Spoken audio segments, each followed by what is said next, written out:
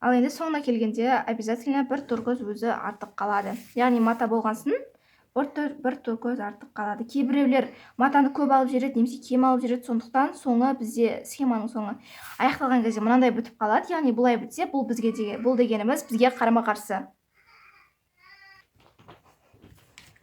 Ал енді біздің схемамыз бұлай негізі дайын. Мен сіздерге түсінікті болу үшін дұрыстап көрсете салайын нақты.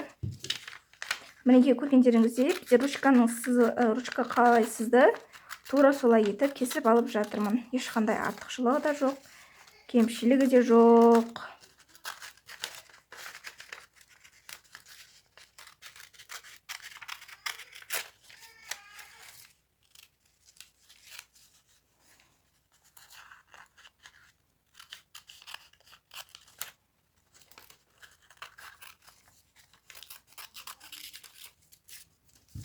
Ал мінекей бізде матамыз тура осы салдық схемамыз, иә. Ал енді матаның басын қалай қосамыз? Мен оны көмесе көрсетпеймін. Оны жай ғана тура осы айтып схемамен үйрете саламын. Ол өте оңай, былай түсінген өздеріңіз түсінесіздер. Мінекей біз бүкіл 170 сантиметрлік матамызға салдық деп есептейік. Ал енді соңына келген кезде бізде мінекей көргендеріңіз басталғанда осындай өрнектер салынып басталды. Ал аяқталған кезде мінекей тура осылай аяқталу керек. Яғни бізде соңына келген кезде тура осындай артық керек емес ешқандай схема салынбайтын торкөздер болу керек. Сонда ол қосылғанда тура осылай қосылады. Ал егер бұл тура осылай қосылса, сіздің өрнегіңіз бізге көрсетілгендей тура осылай үйлесетін болады. Міне көріп тұрған болсаңыздар, кішкене алыстатайын енді. Көргендеріңізде мен матаны қолданған кезде қалдықтардан қолдандым. Тура осылай етіп түрлі түсті шықсын деп. Сондықтан матаны бір-біріне жақсы тура осылай етіп үйлестіре қосып тігу үшін сіздерге берілген матаның схемасын дұрыс сызып және басын тура осылай дұрыс етіп қоса білулеріңіз керек. Егер сіздер дұрыс қоссаңыздар, сіздерде жастықтарыңыз тура осылай етіп үйлесімді болып шығады. Айтқандағыдай, мен матаны қосып қолданған кезде бұл жерде мен 4 түрлі түсті матаны қолдандым. Яғни қалып кеткен қалдық маталарды да қосып бір-біріне тура осындай буш жастығын шығардым. Ал ендігі кезек сіздерге схема түсінікті болған болса, осы схема арқылы тура осындай жастық тігуді үйренетін боламыз.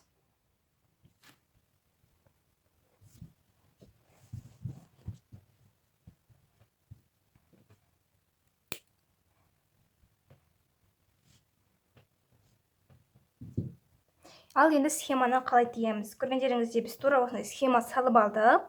Менде мінекей міне матама салып алдым. Енді сіздерге түгелдей көрсетіп уақыт алмастан тура осылай етіп схемамен қалай тігу керек екенін үйретейін. Ал енді бұл схемамыз көріп тұрғандарыңызда ешқандай өзінің былай несі жоқ, серігі жоқ. Сондықтан көргендеріңізде бұл жалғыз, дұрыс па?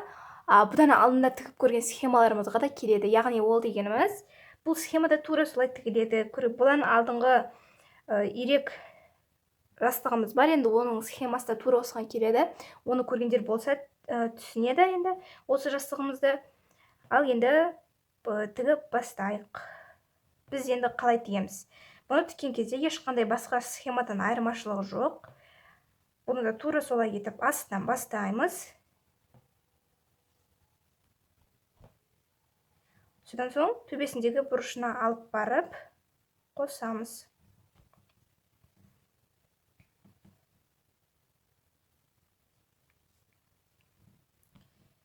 Екеуі қосылғаннан кейін үстінен бір-екі рет тігіп,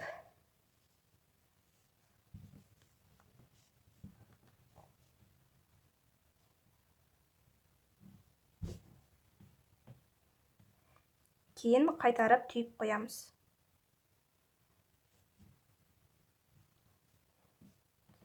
Мінекей, енді кесіп алып тастап, қайтадан оның төбесіне тұрған мынау торкөзімізге барамыз. Енді оны да астынан бір торкөз алып, одан кейін сызық көрсетіп тұрған бұрышқа барып, екеуін бір-біріне тартып, үстінен тура осылай етіп бір-екі рет тігіп алып, одан кейін қайтадан қайтарып тігіп қоямыз. Мінекей, тура осылай етіп қайтарамыз. басын қайтарған кезде сіздер 1-2 рет қайтарсаңыздар болады. Енді өздеріңізге қалауларыңызға қарай енді.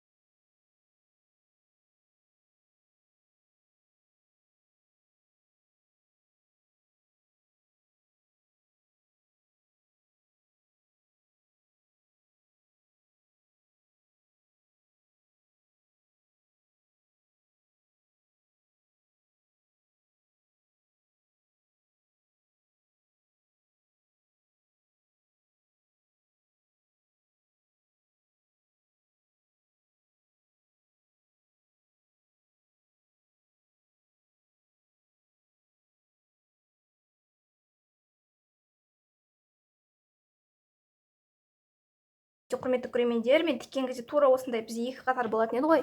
Мен сол 3 қатар, негізі 6 қатар, иә, осындай 6 қатар бар. Сол 6 қатарды мен екеуін қосып тігіп алдым мінекей. Ал ол ішіне аударған кезде бізде уже көріп тұрсыздар, тура осындай өрнек шықты. Яғни сіздер дұрыс тігіп жатсыздар деген сөз. Яғни сіздер дұрыс тіксеңіздер, сіздерде тура осындай әдемі өрнектер шығу керек. Мен бұларды енді уақытты құр босқа жібермейін деп алдын ала тігіп алдым. Ал мінекей тура осындай өрнек шығу керек. Бір сөзбен айтқанда. Мінекей тура осылай етіп, басынан аяғына шейін тігіп шығуымыз керек. Сіздерге түсінікті болды деген ойдамын. Ал мінекей құрметті көрермендер, мен өзім айтқандай басынан аяғына шейін тура осылай етіп тігіп алдым. Бізде тіккен кезде тура осындай болу керек еді. Мен сіздерге айтқан едім, мен бұл жерде бір түсті емес, бірден 5-6 түсті қолданамын деп. Мінекей мен көргендеріңізде мен араластырып, қаншама түсті бірге қосып тігіп шықтым. Ал енді біздің өрнектерімізді оңғартқан кезде бізде тура осындай өрнек шығу керек. Ал мінекей көргендеріңізде мінекей менде тура осындай өрнек шықты. Артық шеттерін кесіп алып тастай салайын.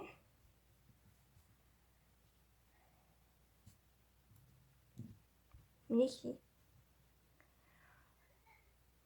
Жалпы қалай тігілетінін түсіндіңіздер деп ойлаймын. Енді жастығымызды уақытты алмай буып бастайық. Буып бастауда бұл жолы мен кәдімгі қалай буамыз. Жақсы буу үшін бізде осындай бір сызық болу керек еді. Мен оны салмаймын, өздеріңіз білесіздер, иә. Біз үйреніп қалғанбыз уже тігіп, сондықтан біз кәдімгідей тура осындай бізге берілген фигура болады, кәдімгі осындай өзі білініп тұрады. Сол матаны тура осылай тегістеп алып, ұшынан кішкене ине өткізіп, тура осылай етіп қалғандарында осы инеміздің, жібіміздің бойына тізіп шығуымыз керек. Яғни тура осылай етіп до конца өткізіп аламыз. Сонда сіздің жастықтарыңыз өте ерекше және әдемі болып буылатын болады. Яғни бұл секрет негізі, бірақ мен сіздерден ештеңе жасырмағандықтан, мастер-класс болғандықтан ештеңені буып түйіп қайтып қалмай барлығын айтып жатырмын. Мінекей тура осылай етіп до конца тігіп шығамыз.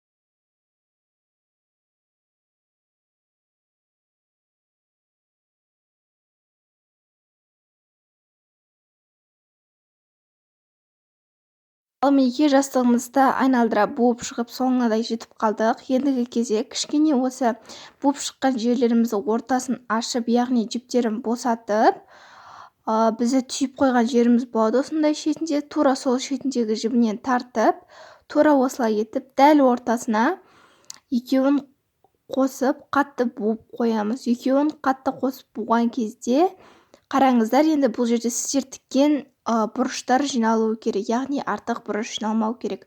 Мінекей мен жинадым.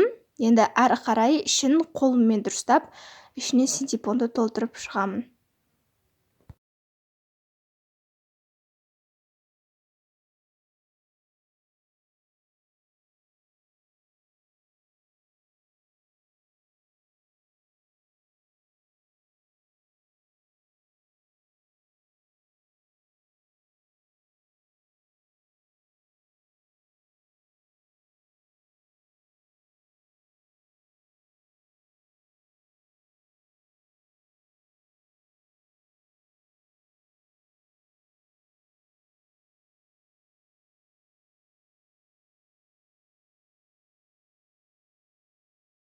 Ал мінекей жастығымыздың басын қосып айналдыра тігіп алған соң, тура осылай етіп ішіне синтепонымызды толтырып салып, тағы да қайталап басын буып шығуымыз керек. Және тағы бір айтатын жайт, бұл жерде мен түйменің қалай қадалу керек екенін көрсетпеймін, оны барлықтарыңыз білесіздер деп ойлаймын.